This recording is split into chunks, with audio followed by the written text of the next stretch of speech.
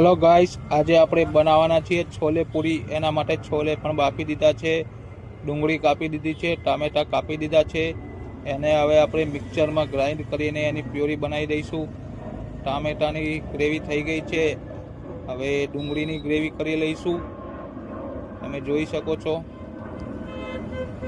હવે ગેસ ઉપર આપણે કઢાઈ મૂકશું, એમાં લસણ નાખીશું, જીરું નાખીશું, પછી બરાબર ગરમ થવા દઈશું। પછી એના પછી ગરમ થઈ જાય એટલે એમાં આપણે જે ડુંગળીની પ્યુરી કરેલી હતી એ નાખશું, અને ડુંગળી પછી થોડી લાલ થઈ જાય એટલે પછી આપણે એમાં નાખીશું ટામેટાની। હવે આપણે ટામેટાની ગ્રેવી નાખી દઈશું એમાં, પછી બરાબર હલાવીને મિક્સ કરી લઈશું। પછી થોડું અંદર મીઠું નાખશું એટલે ટામેટાનું પાણી છૂટી જાય। પછી આપણે થોડું લાલ મરચું નાખી દીધું, એના પછી થોડીક હળદર અને થોડુંક ધાણા જીરું નાખી દઈશું।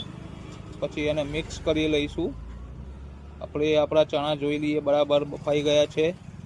હા, તો પછી હવે ચણા પણ એમાં આપણે નાખી દઈશું અને એના પછી બરાબર મિક્સ કરી લઈશું।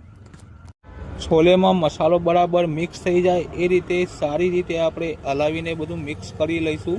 પછી એમાં છોલેનો મસાલો નાખવો પડશે આપણે, એ નાખી અને ફરીથી બરાબર હલાવીને થોડું જે છોલેનું વધેલું પાણી હતું એ એમાં નાખી દઈશું અને પછી થોડી વાર આપણે ઢાંકીને રાખી દઈશું। અને હવે આપણા છોલે તૈયાર થઈ ગયા છે દોસ્તો, તમે જોઈ શકો છો કેટલી મસ્ત ગ્રેવી બની છે। હવે આપણે પૂરી બનાવી લઈએ। પૂરી બની ગઈ છે, હવે આપણી પ્લેટ પણ તૈયાર થઈ ગઈ છે।